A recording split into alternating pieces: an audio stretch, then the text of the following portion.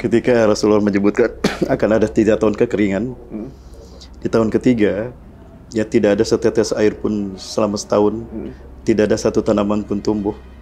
Tapi orang-orang Islam, orang beriman akan tetap hidup.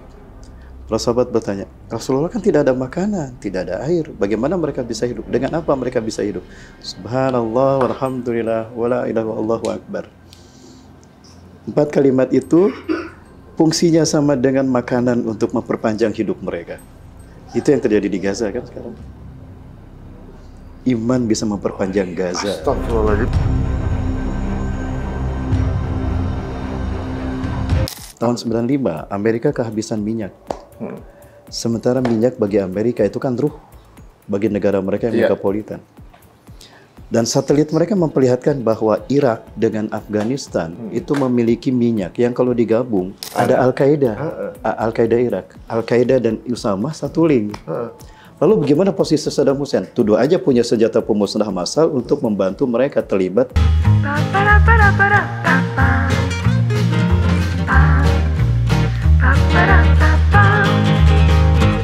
Ketika manusia baru bisa menciptakan pesawat mendekati kecepatan suara, Dajjal itu kecepatan pesawat karya dia itu 5 km per detik. Per detik. Kata Rasulullah SAW ketika ditanya, ya Rasulullah seperti apa kendaraan Dajjal? Kendaraan Dajjal itu adalah keledai yang jarak dari satu telinga ke telinga berikutnya adalah 40 hasta, 27 meter. Keledai apa yang diameter kepalanya? 27 meter. Dan kecepatan berapa kecepatan terbangnya ya Rasulullah? Seperti awan ditiup angin. Hitungan-hitungan para ahli, awan ditiup angin itu 5 km per detik. Logikanya apa? Piring terbang, UFO.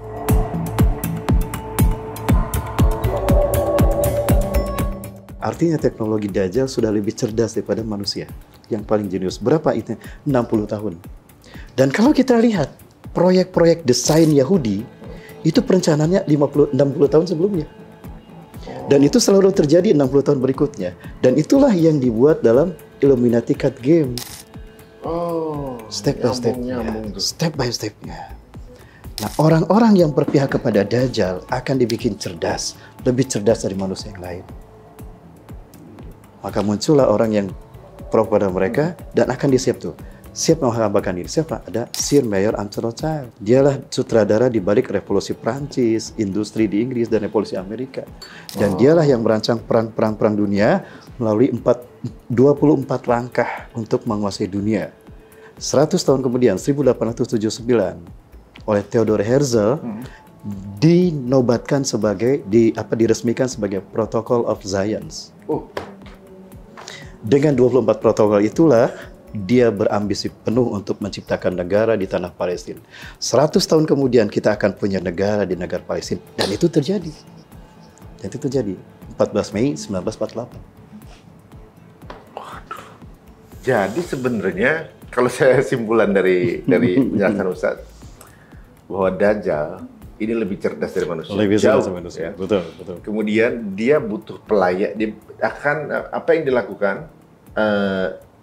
SOP lapangannya, pelakunya adalah pelayannya dia. Pelayannya dia adalah yang sekarang itu bangsa Yahudi. Bangsa Yahudi asli. Awalnya dari Silor tadi, gitu kan?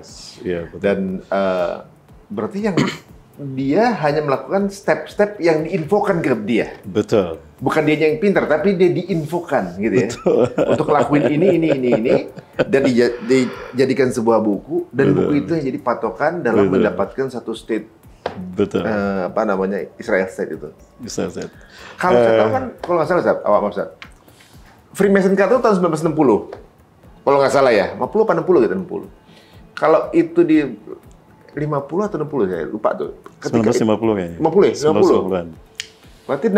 Berarti 60 tahun sebelum kejadian itu ya, berarti 2010 malah ya. 2010. Jadi proses-prosesnya berjalan itu. Dan 2010 itu sebetulnya bukan hanya satu sisi ya. Ada yang mungkin step by step mereka yang sudah terlaksana, tapi ada yang belum gitu. Tapi tidak di blow up oleh media. Ada yang cover story gitu. Ada yang behind the scan yang dikedepankan ini. Sebagai contoh ini, Ini terkait dengan WTC. Ya, WTC itu sebetulnya dihancurkan sebagai cover story. Untuk menutupi agenda besar Amerika. Tahun 95, Amerika kehabisan minyak. Sementara minyak bagi Amerika itu kan ruh bagi negara mereka yang megapolitan. Dan satelit mereka memperlihatkan bahwa Irak dengan Afghanistan itu memiliki minyak yang kalau digabung bisa memperpanjang usia Amerika 150 tahun ke depan. Bagaimana caranya playing victim biar punya hak untuk ngambil minyak itu? Itu dia. Aduh, pinternya. Sekali lagi, kan siapa dalangnya?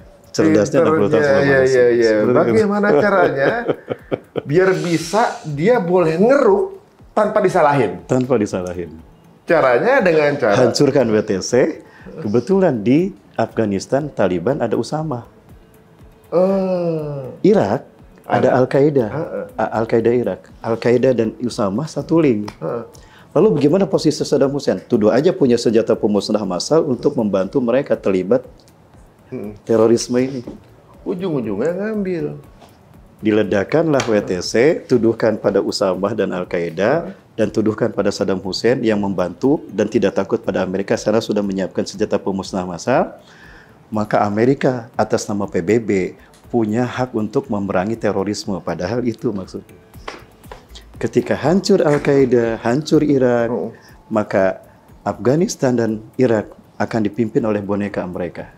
Di Afghanistan muncul Hamid Karzai, di Irak pun sama, maka minyak ngalir begitu saja pada Amerika. Aduh. Cover story-nya itu. Persis tragedi kemarin Gaza, sama juga.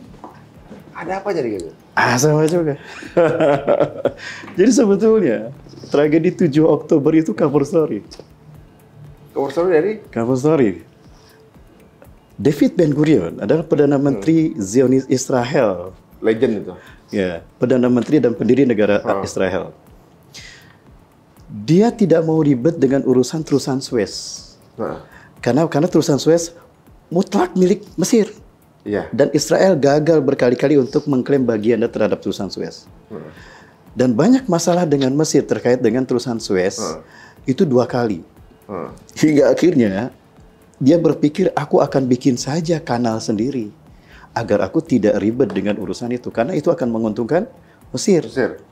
Maka dibuatlah sebuah kanal di mana dia akan menghubungkan Teluk Aqaba itu langsung ke Laut Tengah.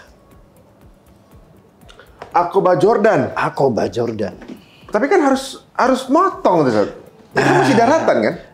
Itu dia. Ketika dia mencari membuat berdasarkan rute awal, itu melingkari Gaza. Itu resikonya besar. Akan menempuh padang pasir dan kosnya mahal. Itu bisa sampai 100 miliar dolar.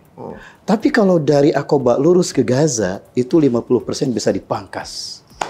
Jadi gimana caranya? Maka ini kanal Ben Gurion harus melalui Gaza.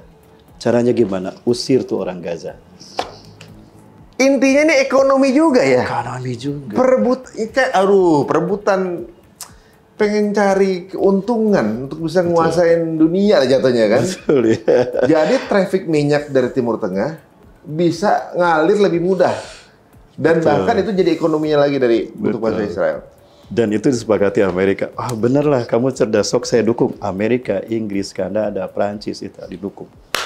Maka ketika mereka membantai Gaza, kan negara-negara ini mendukung Israel. Hanya untuk ambisi itu, mereka menghalalkan darah kaum muslimin Gaza. Gila kan? Dan biayanya maksimal hanya 55 miliar dolar, tidak sampai 100. Dan jaraknya lebih dekat lagi. Jarak tempuhnya. Tapi sebenarnya sekarang ini kan mereka habis-habisan nih, sehari untuk biaya perang 4 triliun. Betul. Israel. Lagi bangkrut ini, maksudnya suplai dana dari Amerika lagi di parlemen katanya dikurangin gitu.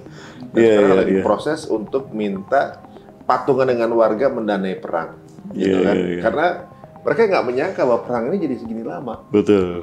Di luar perkiraan, pikirkan dengan negara adidaya Amerika, Prancis, Inggris gitu kan, ditambah Israel sendiri yang waktu itu pernah menang Arab Spring kalau nggak salah lawan 3 negara gitu kan. Iya, betul. Sekarang dia dibantu berapa negara lawan kelurahan nggak bisa menang kan gitu kan. Ini bingung. Lebih dari 3 hari. Dan gitu kan sekarang nih udah mau 2 bulan saja. Betul, betul. Udah berapa yang habis? Ternyata ngebangun cuma 50 miliar itu sebenarnya kan. Betul, itu. betul. Tapi di sini saya jadi ambil satu sedikit kesimpulan kecil dari apa yang Ustadz ungkapkan tadi, bahwa memang cukup cerdas ya untuk membuat bagaimana caranya bisa mengeruk wilayah lain tanpa disalahin. Tanpa disalahin. Dengan cara playing victim. Kan Iya. Saya dengar dari salah satu ustadz juga, saya lupa, bahwa kekayaan alam lebih banyak di tanah-tanah yang disujudi. Betul, betul. Iya. Indonesia banyak, Timur Tengah banyak. Kekayaan alamnya itu benar-benar tinggi gitu. Nah, justru di tempat-tempat lain yang nggak sujud itu nggak punya kekayaan alam, tapi betul. jadi ngiler mau ngambil. Betul. Karena orang kalau lagi kesulitan kan pemikiran jadi cerdas. Betul. Bagaimana caranya untuk bisa ngambil itu gitu kan? Betul, bisa betul. ngambil kekayaan alam itu. Jadi di sisi lain inilah yang menyebabkan banyak negara Muslim dijajah. Betul. Sampai sekarang nih. Subhanallah. Negara Muslim dijajah karena ya kita satu berarti nggak punya pemimpin solid nih. 2 gampang banget dibohongin. Dibohongin. Karena dibikin perang padahal mengambil minyak. Iya. Gitu.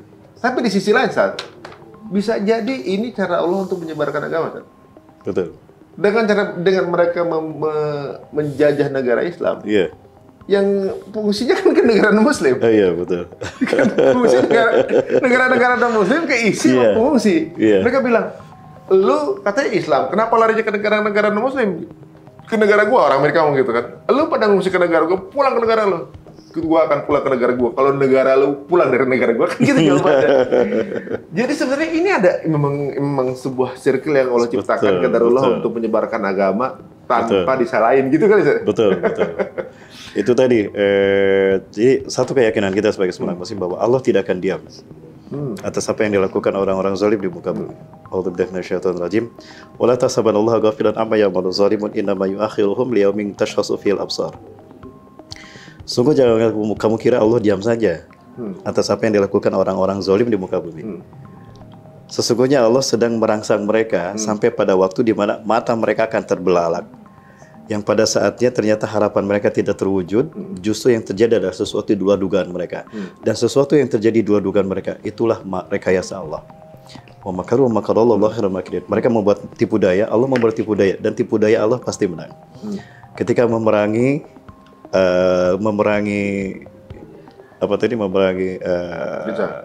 umat Islam, maksudnya memerangi Palestina, ternyata malah ada efek lainnya juga. Memerangi umat Islam, malah ternyata di negaranya Islam tumbuh luar biasa. Tumbuh luar biasa. Nah, itulah makan Allah SWT. Ketika Firaun menyembelih bayi laki-laki, justru Allah kirim bayi yang akan menghancurkannya, Nabi Musa. Kan skenario sangat indah. Nah, semua ini Allah lakukan untuk membuat kita yakin bahwa Allah tidak akan pernah meninggalkan kita dalam kondisi sesulit apapun. Masya Allah. Ya. Dan polanya di luar dari pola manusia. Dan polanya di luar dugaan manusia. Min haitsu la yahtasib. Di luar. Dan itu indahnya Allah. Nah, termasuk skenario perang dunia ketiga, bagaimana Allah akan menzahirkan Islam? Tentu jelas di luar nalar kita. Di luar nalar kita. Jadi Allah punya skenario untuk memenangkan Islam dengan cara yang terindah. Caranya gimana? Bisa jadi tanpa tetesan darah. Tanpa dendam. Tanpa tetesan air mata. Bagaimana Fathul Mekah terjadi? Kan Fathul Mekah tanpa tetesan darah, tanpa dendam kan? Hanya dengan takbir, tahmid, tahlil, dan tasbih tumbanglah kemusyrikan Arab. Dipikir bakal perang. Padahal tidak. Sehingga hilangnya teknologi, kan Islam itu zahir ketika teknologi tidak ada. Betul-betul senjata kita hanya iman dan doa saja. Ini mirip sebenarnya dengan yang terjadi di Gaza. Betul. Kalau pola pemikiran kita, itu Gaza udah tinggal kalah doang. Harusnya. Kok nggak kalah-kalah gitu kan? Mereka kan boro-boro teknologi, Ustaz. Yeah. Listrik nggak ada. Betul. Air nggak ada. Kan mereka secara resmi nggak punya pasukan. Betul. Nggak ada pemerintahan, nggak ada pasukan. Pemerintahan boneka kan? Nggak ada. Terus seolah-olah kayak no defense sebenarnya. Iya. Jangan apalah sumber daya. Air aja nggak ada, gitu. Tapi nggak kalah, gitu. Yeah. Orang juga bingung kan. Tiba-tiba malah yang masuk Islam yang di luarnya gitu, di seluruh dunia pada masuk Islam gitu kan. Benar juga Muhammad. Dan Rasul pernah menjelaskan itu. Ketika Rasulullah menyebutkan akan ada 3 tahun kekeringan, di tahun ketiga, ya tidak ada setetes air pun selama setahun, tidak ada satu tanaman pun tumbuh. Tapi orang-orang Islam, orang beriman akan tetap hidup. Para sahabat bertanya, Rasulullah kan tidak ada makanan, tidak ada air. Bagaimana mereka bisa hidup? Dengan apa mereka bisa hidup? Subhanallah, walhamdulillah, wala ilaha Allahu akbar. 4 kalimat itu fungsinya sama dengan makanan untuk memperpanjang hidup mereka. Itu yang terjadi di Gaza kan sekarang. Iman bisa memperpanjang Gaza. Astagfirullahaladzim, bener. Iman bisa Di memperpanjang Gaza. nggak punya makanan. Mereka hidup hanya dengan iman. Betul. Karena dengan iman itulah mereka bisa tahu caranya kemudian bagaimana bertahan hidup. Betul. Masya Allah. Kan mereka listrik udah nggak ada, tapi masih bisa ngirim gambar. Betul. Masya Allah, luar biasa. Betul. Nah, saat ini kita jadi penasaran, sebenarnya ada hidden agenda apa lagi sih sebenarnya yang belum terungkap? Yang satu muncul, yang ini belum muncul. Harusnya kan step by step. Kok tiba-tiba ini yang muncul gitu? Nah, logikanya harusnya Al-Aqsa dulu hancur. Istana Haikal Solomon dibangun. Ya, hegemoni Yahudi sudah mendunia mulai dari Sungai Nil sampai Sungai Efrat, Irak. Ya, kanal itu sudah terbangun sehingga membuat segitiga itu eksis. Ada yang tidak mau menerima, Syekh Ahmad Yasin tidak mau terima, yang penting wilayah toh semuanya wilayah Palestina. Israel harus keluar dari Palestina. Muncullah perlawanan, ya, disatukan oleh Syekh Ahmad Yasin dalam nama Hamas. Jadi secara ideologi ini mereka belum berhasil. Oh, Ya, karena akhirnya amburadul mereka. Dan ini terbukti yang benar itu Islam. Step by step-nya jelas dan itu terwujud. Sementara ambisi mereka tidak terjadi sehingga apa? Wajah mereka terbalak. Sudah habis semua tapi tidak terwujud. Hingga akhirnya udahlah pasrah, dihabisilah sama kaum muslimin. Tanpa senjata. Karena mereka sudah lumpuh karena perbuatan mereka sendiri.